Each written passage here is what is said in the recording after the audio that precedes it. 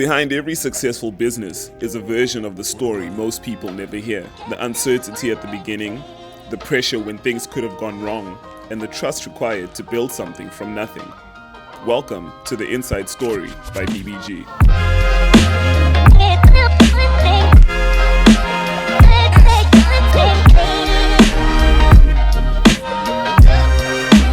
In this first episode, we sit down with Saul and Paul Berman to unpack how they built their business from the ground up as brothers. We talk about the early risks they took, the challenges that tested their partnership, and how they divide responsibility. Most importantly, we explore the long-term thinking behind their decisions and the legacy they are intentionally building. If you've ever wondered what it actually takes to grow a business with family, this conversation is for you. We've had chats before, and I've kind of gotten an idea of who the brothers are. The start, how did you guys get into property? Depends how far you want us to go back. So I didn't finish school. I'm dyslexic, got a learning disability. Left school innocent at 8, lower grade. Was told at school I'm a failure, will never make it in the outside world. Left school, was alienated by my friends, my community, because I was not part of the community and the system anymore. Went to Maitland Technical College, got thrown out because I didn't have maths and science. So I had to get extra lessons, and I went back to Maitland Technical College, and I got a distinction in maths and science in my N1, finished my N1, 2 and 3, and became probably the youngest ever qualified electrician in South Africa. I was 19, 20, and then I started my own business. But while I was at Maitland Technical College, I know what it's like to be labelled, and I certainly know what it's like to be labelled to be doff, which is stupid. Because when you go into a technical school or out of the system, you are labelled like no one else. Okay, so let me cut you there then. Okay, so that's the journey through the school and before we get to the company, right? Yes. Okay, so then can we get your version of the story? So how his journey was, how's your childhood journey before we get to the property point? To put things into context, we started from very humble beginnings. I was 5, my brother was 18 months when our father passed away. And that disrupted everything, changed our lives. We had a single mother who had to go out and work and try and support 2 of us. There was a point where my mother couldn't afford to keep both of us, and I stayed at my grandparents'. And it's quite interesting in terms of the journey and the history, and which will unfold when we start describing some of the developments. And I stayed with my grandparents, and my brother stayed with my mother. And only years later, when she was able to afford a larger apartment, was I able to come back and we lived together as a family.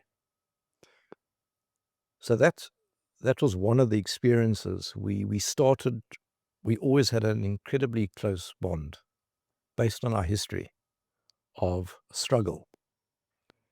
It was just years and years of struggle, and almost in those years, when I think back, no hope. I remember being at school with no hope and trying to work out how I was going to get out of this black hole, this dark hole. Thankfully, I was fairly academic, did well at school. Saul was extraordinarily entrepreneurial. The genius. Who's the genius? Me. In fact, even when he was at school, he had a gift, and he used to buy in old washing machines and fridges. I remember on auction. We had a garage. We used to fix these things up, put it in the paper, and that night there was a queue of people coming to buy. And that's how he started his entrepreneurial journey in a garage. But he was very entrepreneurial. But no one gave us a break. I got a very good matric, managed to get into law school, thankfully got scholarships because we couldn't afford university fees, let alone school fees. We were on remission, which is almost on the welfare system. We couldn't afford the school fees. Did well at law, got into the most preeminent law firm, Sonnenberg's at the time, which is now Edward Nathan, where I practiced there for about 6 years in bankruptcy law and corporate law. And Saul's journey continued entrepreneurially. Started his, and I'm going to speak for him, and I'll just let him come in because it's quite an where the inflection or the intersection occurred. So he started his business as Saul Berman Enterprises at the time, which was an alterations business. Electrical business. Electrical, and graduated into an alterations business. And if I can fast forward to 1994, which is a pinnacle moment in certainly my career, where there I was a corporate lawyer at one of the top firms, selling time. And my brother at the time tendered for the Cape Town International Airport. It was a big tender in respect of the domestic arrivals and departure terminals, to upgrade those terminals in anticipation of the Rugby World Cup in 95. Big contract, huge pressure, short time period, but it required a 24-hour commitment because you could only do most of the structural work after the last flight had departed. And I remember the call from Saul, and we met, and he said, look, I've got good news and bad news. If I remember the call, and you can correct me, the good news is I won the tender. The bad news is I need help, significant help. Come and join me on this journey. And our father was a lawyer, and he started property development. In fact, he started buying farms in Brackenfell and started residential developments, which never materialized because he died right at the start of what could have been something quite spectacular. And I said to him, Saul, I know nothing about construction. What do you think? He says, well, I can't guarantee you anything. Well, perhaps there's something I can guarantee you. I can guarantee you that you can dream. And you and I can try and convert those dreams into a reality. And it's probably my most difficult decision,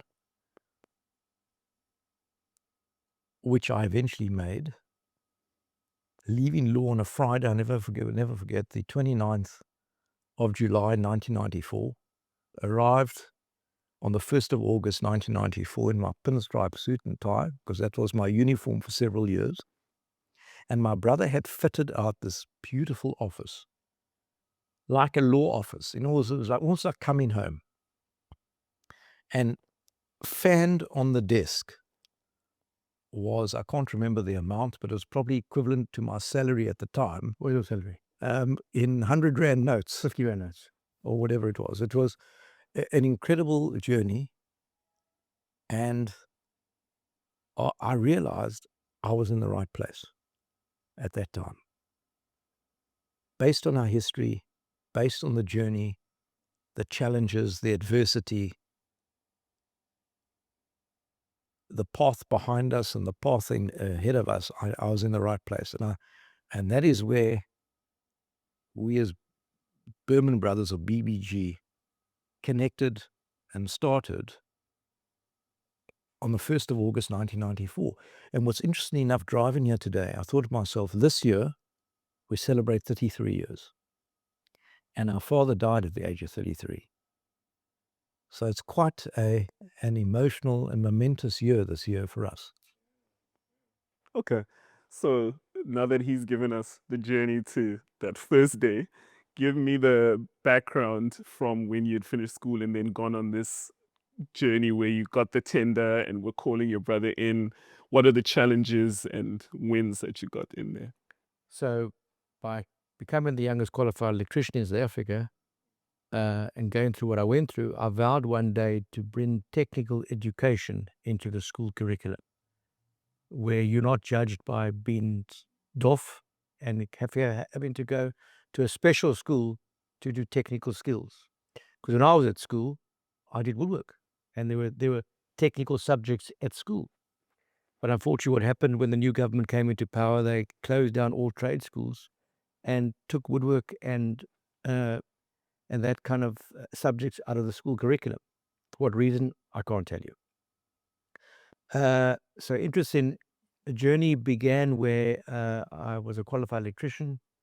I started my own business, and I had while I was an apprentice, I'd supplied electrical lighting to one of the developments in order to make extra money because I was being paid 116 rand 80 a week. And when I qualified, you meant to get 4 times the amount, and the boss was still paying me the same amount. So I started to, work on sites. I was handling 3 jobs, which was a Chartley House, Wavecrest, and Seaways. I was 18 years old, 19 years old, 1920. And I started getting involved with the project manager, and I learned about the tiling, I learned about the painting, and I got very upset when my beautiful electrical work, the conduiting, because I was a perfectionist, probably still am, is that everything had to be right. And then here comes this plaster, and he covers your pipe work, and you put in your wires, you put your switch, and then everything just gets covered up. And that led to the passion of learning other trades and learning about the building trade, because I loved it. I used to follow concrete trucks as a kid. And I supplied the light fittings, and by supplying the light fittings to the project, I think I made something like 14,000 rand profit just by supplying light fittings, and there I was getting paid 160 rand a week. So as Paul said, I've always had an entrepreneurial skill. Being dyslexic, you actually you gifted. You see things that no one else sees, and you're streetwise. So when I started my electrical business, I always believed that I cannot employ anybody unless I can do it myself. So after being a qualified electrician, I qualified as a painter, I qualified as a tiler, and I qualified practically in all the trades. The only thing I didn't qualify in is plumbing. And then as I qualified, I then employed the actual skill. So from electrical, I went to tiling and I went to painting. And then from that point of view, I used to do all the sales house, the Juicy Lucy's, the Milky Lanes, the Edgars, and I grew my business. And then the business became too big for me. And I went to Paul. I said, look, Dad was a property developer and he was an attorney. And I need to take on someone that can run the office, the business for me while I'm out there, because my skill is out there. At that stage, I was building at the airport, and I was doing the Wimpies and the Juicy Lucy's and the Milky Lanes and all those kind of stores, working day and night. And I'll never forget, I approached him, and he went to the late Arnold Golombek and Solly Golombek from Sonnenberg Hoffman and Golombek. And Arnold Golombek said, there's nothing better than 2 brothers being in business. We started Sonnenberg Hoffman and Golombek as 2 brothers. And as long as I'm alive, you'll always have a desk at this firm. But you've got my blessing, go. And yes, I couldn't offer Paul anything else besides dream. I'm a dreamer. And only thing I could offer him was the bond, the togetherness, and most importantly, the trust. We've been partners, as Paul said, nearly 33 years on a handshake. We've got no MOU, no contract, no agreement, nothing signed. And yes, we've had our ups and downs, and we argue and we fight in the interest of the business. But wow, to have a partner that's, never mind your brother, but someone that you can trust, is very hard to find out there both ways. Yes, so from when Paul joined me, we were doing alterations. We won the domestic arrivals tender. Then we won the international departures tender, which we beat Murray Roberts by 0.3% in those years. And by having a partnership where you got the one brother that handles the finance, legal, admin, and all the items that run the mothership, and you've got someone out there that actually drives it. And I think the partnership is formidable. There's very few developers you can count on one hand that have been in business, well, 33 years together. I think this year I'm 37 years, who've been going for that amount of time and keep on improving, because every job that we do or every project we learn from the past and we keep on improving, because you can never always be the best. You always have to keep on changing and keep on growing and change construction methodology and uplift people. And yeah, I think we are blessed. Mhm. So then to go back to a previous part that you mentioned, it's great that the bond that you have didn't require any paperwork and all that. But of course, in that journey, there had to have been challenges.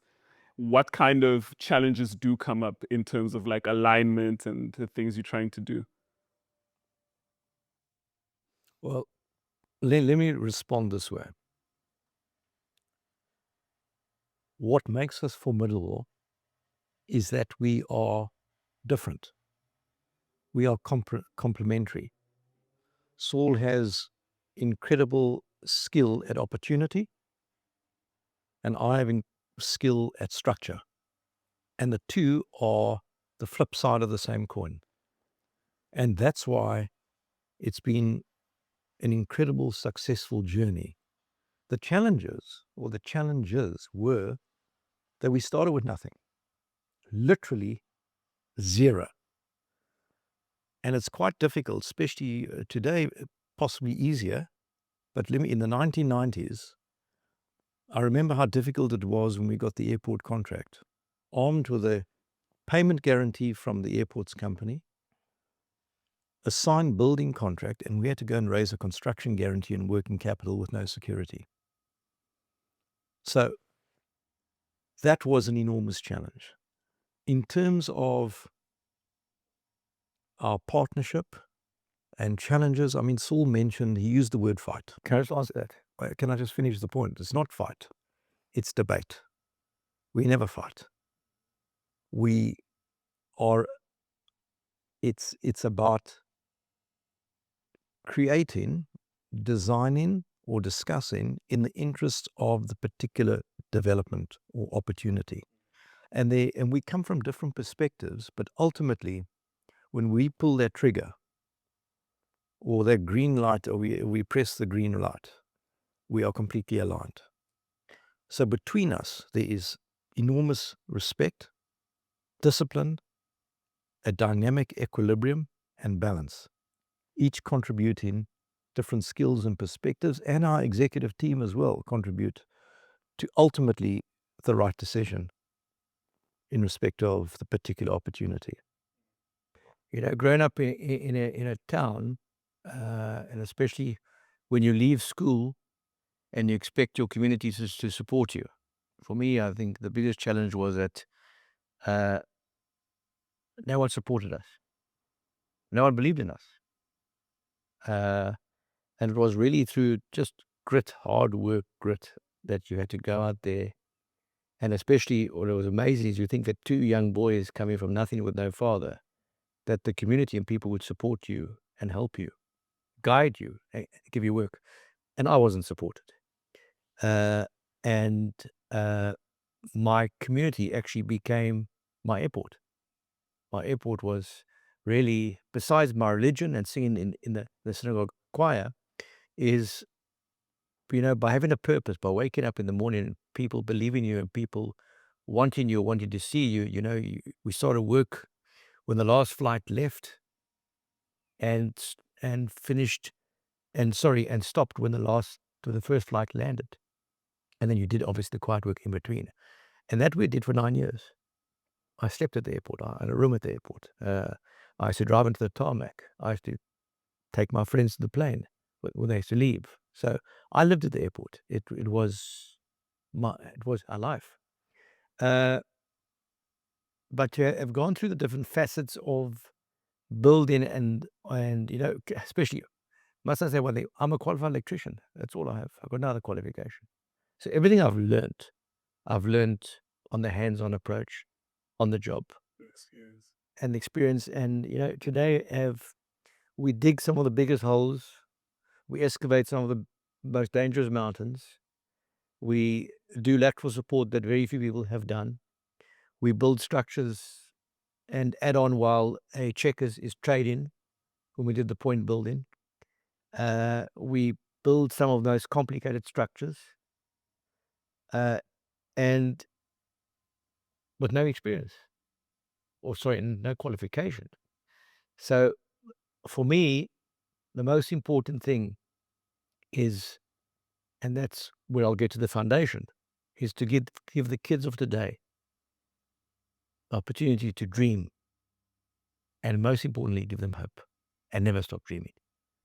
Because when we launched our faculty and our school in Crossroads and Langa last week, I said to the kids over there, I'm 57 years old. Look how long it's taken me for my dream to come true. Yeah, but Saul, I think you do yourself a disservice. I mean, you've been building for 35 years. Whilst you may not be qualified, a qualified engineer or a qualified architect, you can scan those plans and you know exactly where a column should be or shouldn't be. You understand the lateral support. You know more than most of them. So I think you're doing yourself a disservice. I would trust your judgment above anyone else's. Thank you. That experience to back. Okay. And well, you know, just as Saul just reminded me, because we grew up in Sea Point, and maybe you'll get there. And just if you look at the landscape, and I'm sitting and I'm looking at, when I was driving up and looking at the landscape here, from nothing, zero, humble accommodation, been split up as young boys. We've delivered thousands and thousands of dreams to people here on the Atlantic seaboard. And it's quite remarkable sitting here after 33 years together to actually see what we've created and delivered to the market. So on the 33 years, when this vision materialized and you figured out that this is what you want to do, or when that point came when you realized that property is what you want to do, walk us back. And do you imagine it now as you did then? Or has anything changed in terms of how the vision came out?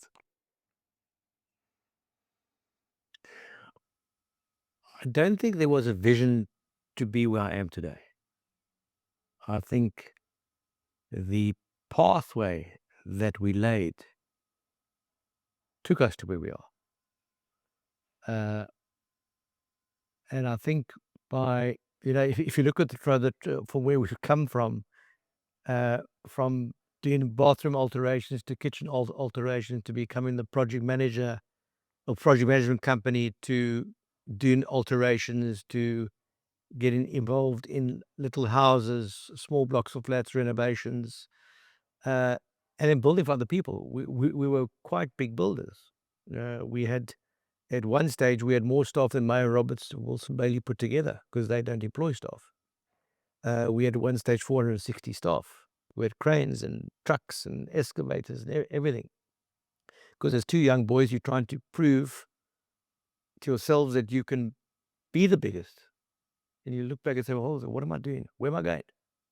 So the amazing thing is I've been in these blue pants for 37 years. I'm on site every day. I wake up in the morning. I love what I do. Absolutely love. I'm blessed to have our kids in the business. Paul's son is a consultant in the business from marketing. My son's joined me last year, and my daughter's joined me in also marketing department. And to have your kids in the business that want to be with you and want to learn from you and want to add value, for me is the biggest dream come true. So if you look of where we've been, the interesting thing is, and I can take you through because these are episodes. This is just not going to be one interview because, you know, we've got so many stories. So many stories. We were building the airport and the wall wasn't coming down fast enough. And I shook this wall and a tile fell and got stuck in my head. And Paul rushed me off to the nearest hospital, was Red Cross Hospital. And there was his friend Paul Skull, who was an intern. And there, I come out of hospital, they take this towel out of my head and they wrap me up. And I had more pain in my legs because my legs were hanging off these small baby beds at Red Cross Hospital. And he'll tell you what happened is the airport came to a standstill because they went on the radio that Saul Berman's injured, and the fire brigade came and the ambulances came as if there was an accident. And then when I finished the hospital, I went back to work. That's how I was wired. Uh, and yeah, we incredible partners. And the success of yin and yang, we're very different, but we complement each other. And as you know, the yin and yang is the ball, the black and white, but they cannot operate without each other. And we have a partnership that, well, goes beyond any explanation. All I can say is, look at the creations that we've created together. As I'm hearing you speak, it feels like you're more focused on the feeling that you get out of the things you're doing and the fulfillment rather than specific milestones, right? Because the way you're explaining, you're like, we stay true to each other, we support each other, we might disagree on certain things, but at the end of the day, there's one singular goal. Do you feel like that's what separates you from other companies that might not have lasted as long as you have? Let me just say, I think what's made us last longer than most other people is the determination, the grit, where we gained. And I think the most important thing is our staff is our business.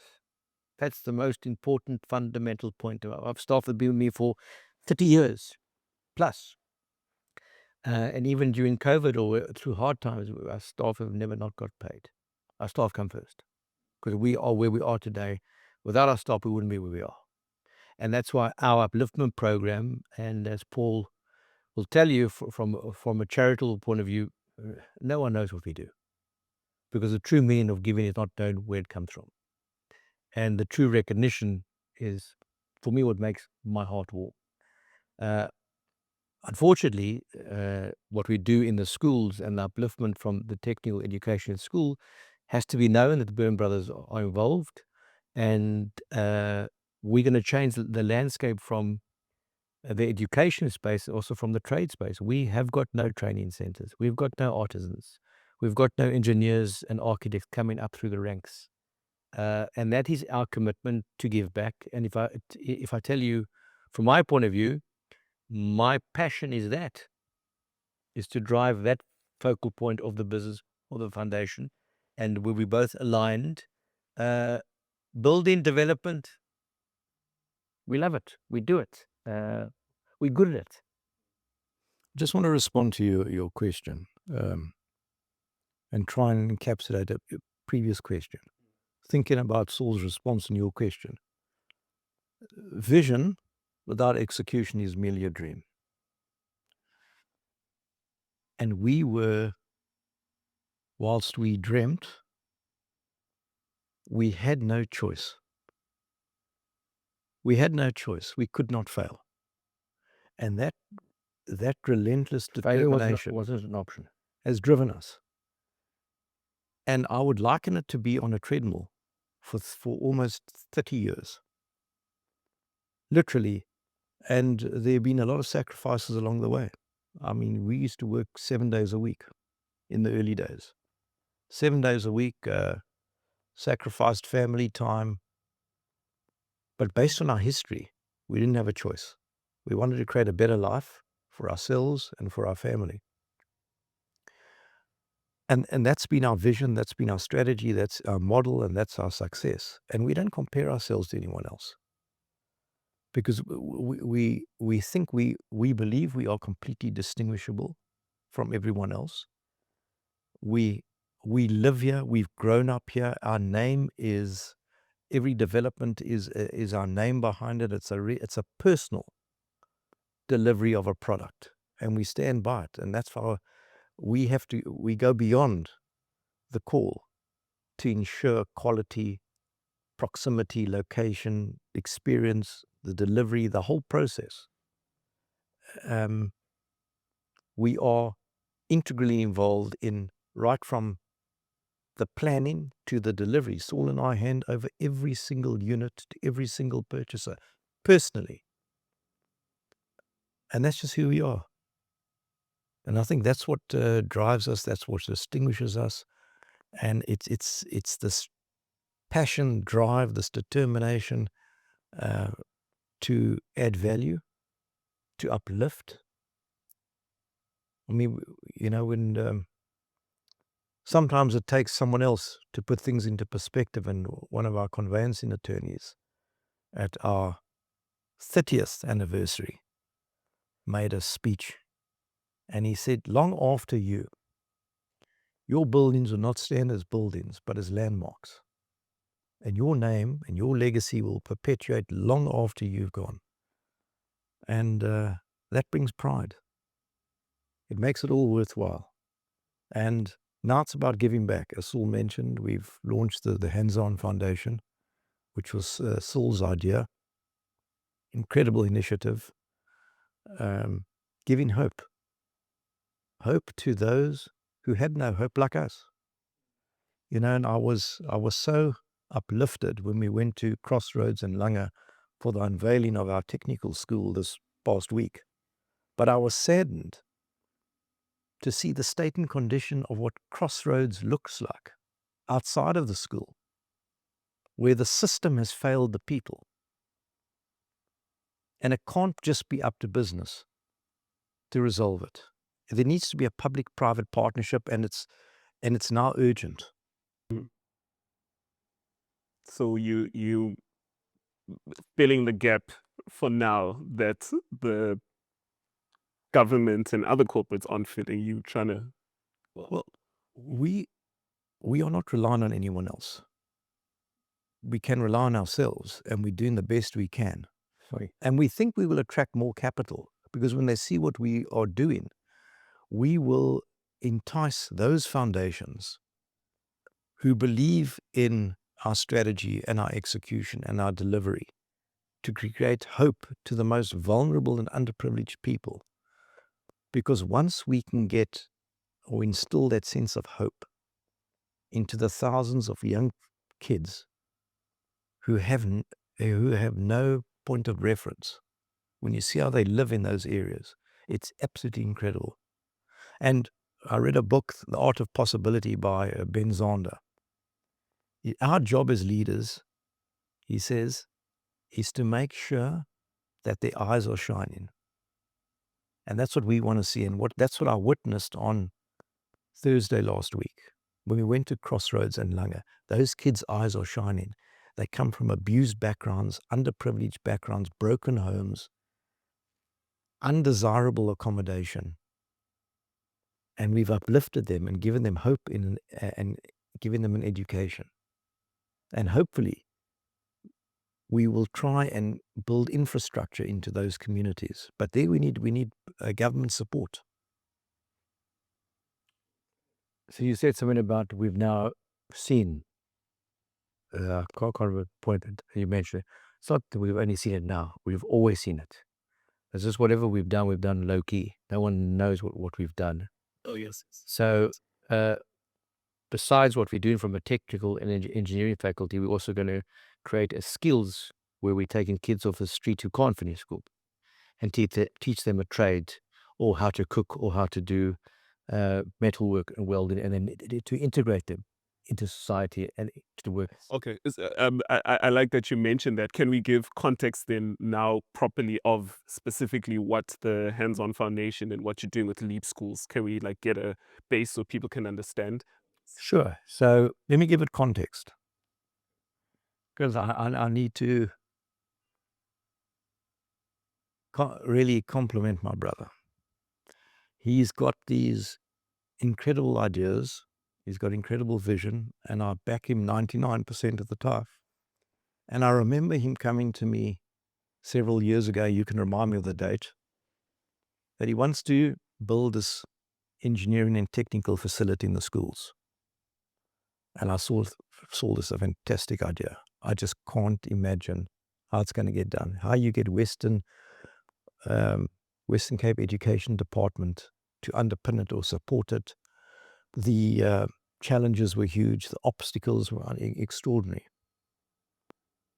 And 18 months later, perhaps I may have the time period wrong, he unveiled and invited me, of course. I was a trustee of the trust, to the unveiling of the engineering and technical facility at Weinberg School, which is absolutely world class. And from there, that gave impetus to what we can do. And now we're taking it into all the underprivileged areas where it's deserving. I didn't want anyone to grow up like I did. Why must you be labeled because you're dyslexic and you labeled as stupid? Why must you go to a different school? Why must, out of the same household, if you've got 3 brothers or 3 sisters, you have to go to an academic school, you have to go to a technical school, and you don't finish school because you can't finish school. So how can I create a system in the current school system where you can change the entire curriculum, which is wrong. At the moment, you look at any school, let's say the Western Cape, what they're interested in, how many distinctions, how many matriculates. They don't care about me and anybody else. It's only about the academics. And yet when the academics leave school, well, firstly, in grade 9, they must have subject choice. It says in grade 9, they must choose what their future is going to be, if they're going to do biology or history or science. They got no idea what's out there. What we're doing is the kids in grade 9, we show them what's out there. We take them out there. We show them business, industry, construction sites, trade, industry. So when the kids are choosing a subject, they've got an idea of what's out there. So not only that, is that the whole system needs to change. You can't go to university or go study and do the theory for 5 years and then do the practical afterwards. So life has changed. The world is much faster, but yet we stagnated in the old system. Today you have to do the practical and the theory at the same time. So we came up with this idea or the system that if we can to have a technical and engineering faculty at school from grade 10 to 12, the subjects were always there. The WCED just didn't advertise that these subjects were registered. So the subjects that you can do is metalwork and welding, boiler making, electrical, electronics and coding, civils, which is part of building, plumbing, drainage, carpentry and joinery. And by the way, if you look at the construction business today, 99% of all the people that climbed up the ladder were either carpenters or they were quantity surveyors. And then you can also do agriculture. So the subjects that you choose in can be changed and adapted to each area that you actually go into. And the subject that is a compulsory subject is EGD, which is Engineering Graphic Design, which is compulsory if you're doing a technical subject. And by the way, these subjects are all matric subjects. So you can get a university distinction by doing a technical subject. So the engineering graphic design, a kid is able to learn at school how to do 3D modeling, CAD drawings, and 2D, 3D drawings modeling. So if you think of the children coming through our system, what we're trying to create is that each kid goes and works in the industry once a month. The kids are able to go work in the companies in school holidays. And what I'm trying to do, which my brother again says, you always take on the impossible. What I'd love to do, and I'm going to do it, is that each kid that goes through our facility is employed after school and guaranteed employment, if they are committed. And not only have we changed the education system, but if we can change the economy by guaranteeing employment after school. Because as you know, most of these kids that leave school can't get into any university and certainly can't get jobs. So if you look at these kids, there's over 100 in our system this year, just from 2 schools. of which over 60% are female, want to be engineers, want to be tradesmen. They are hungry. If you can look at these kids, which you saw last week, of which majority of them haven't got parents or been abandoned by parents, they're brought up by their grandmothers. So one is the mentorship program, which is very important, because when I grew up, the mentor that you looked up to was so far away. Today, there's 10,000 of us, 100,000 of us, and we are accessible. So if each of these kids can have a mentor that they can speak to, who can advise them, these kids need guidance. And we can make sure that these kids do not go off the tracks. And for me, to listen to these children last week, and to see the hope we've given them. And this one girl wants to be an engineer. She says, I don't want to be an engineer anymore. I want to actually own my own engineering practice. I said, Zua, I'll make sure that your dream comes true. I just want to add, there's almost like this almost fixation that we've got about making a difference in welfare is very similar to our backgrounds. Because we share, there's a common theme. And, my son will criticize me, but it'll be remiss of me not to quote something which I think is quite apt, is that you can't appreciate the height of the hills unless you've experienced the depth of the valleys. And these kids have experienced the depth of the valleys like we did. We had no choice. And in a way, the hunger that we witnessed last week was incredible, because they realize that they've got no choice. For them to get out of those challenging circumstances, they have to pursue this path of relentless determination, and they all want to succeed. And it's incredible, these beautiful black students from difficult and challenging backgrounds, with their eyes shining like a sponge, just want to educate themselves and change their circumstances. I mean, this one, I can't remember her name, Saul, I said to her, what drives you? When you get out of bed in the morning, what drives you? What gives you hope? She said, I'll never forget, she said, my mother's losing her eyesight.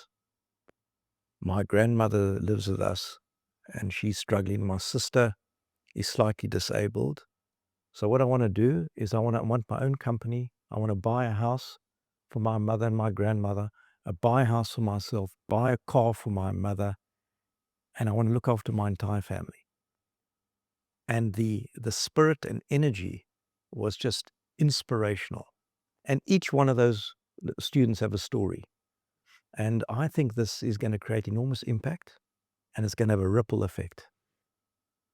And Saul can go into the specifics about some of the incredible developments that we are engaged in right now, and starting a new fantastic development in Greenpoint on a magnificent, incredible site in April. So that's the business model, and we've been incredibly fortunate. And I think that's really what we stand for, is we buy the best in the best location. We are always looking at how to improve. We don't know everything all the time, but we look at how we can improve at every aspect in the chain, within our business, within our delivery, within our execution, within our product, everything. It's a consistent theme.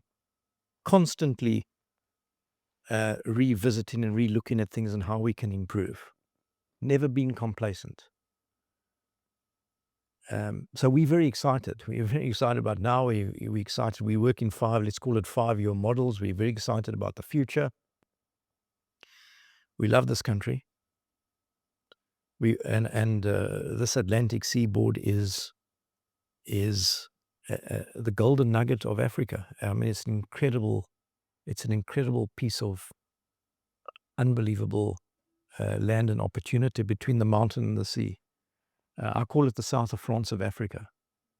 It really is a dream to live here. We're very grateful to be part of the fabric of this incredible country. And we want to do well in order to give back as well. That is our commitment. So incredibly blessed and excited and grateful to where we stand. And in August 1, we will celebrate our 33 years together, which is an incredible milestone. And we're incredibly energized and positive about the future. But our government needs to stand up. Our government needs to stand up and look after, protect its citizens and uplift the vulnerable and the less fortunate, because our government's been in power now over 3 decades, and it's time for delivery. Well, as you can see, you've got the two different brothers. The one that operates above the sea, one that operates below the sea. I don't wait for government. I just get in my Paul says, I get in my excavator and I just go. And anything in my way just gets removed. So for me, the future is, we've changed the dynamics of construction at the moment because we have got no artisans. So give you an example is our Mondrive building, which was going to have 2.5 million bricks. We've made into a complete concrete structure because we can control the structure and the finishes. You need 53 bricklayers on a permanent basis to build the building. They aren't around, the quality is not there. So we've changed the whole construction dynamics. If you're asking me what my vision is as an interim to change the construction dynamics because we haven't got the tradesmen. And in 3 to 5 years, bring back the old regime and the old skills of how the bricklayers and the tilers and the plasterers were, who built with precision, who were taught the right way, who went to technical school, and bring back that, how can I say, where the family used to be all tilers and all bricklayers, which has died. We haven't got any colored, Muslim, white artisans anymore. Those kids have gone to go into different industry, and to create a tradesman, an engineer, guys who are qualified, who are taught the right way, how to build the right way, how to have quality, how to have integrity, and how to have honesty, how to do business in the same way that we do business, on a handshake. We shouldn't have to refer to contractual stuff the whole time. But I just want to say one other thing. It's been a relentless and incredible journey, punctuated by fun. We've had fun along the way. Although it's been serious, although it's been challenging, very challenging, particularly when you start off with no capital, no support, no funding, no breaks. We did it all on our own. But it's been fun along the way. I mean, I remember one story, and Saul had many. But that first day, when I arrived, as I said, in my pinstripe suit, my beautiful office, and at the law firm, we used to have lunch catered every day. It was fantastic. And lunchtime came, I said to my brother, "Where do we have lunch here?" He says, "You go across the road and buy yourself a sandwich and hurry up." Now we have a beautiful kitchen. We employed a chef. We have clean food that's made for us every day. Well, he does. Just wonderful examples. I'm still inside while he's eating. But there are some amazing, wonderful, incredible, fun stories as well. That was episode 1 of The Inside Story by BVG. In our next episode, we shift the focus from building developments to building people. We sit down to unpack the hands-on foundation the collaboration with Leap Schools, and why investing in education and skilled labor is central to PBG's long-term vision. We'll see you in episode 2.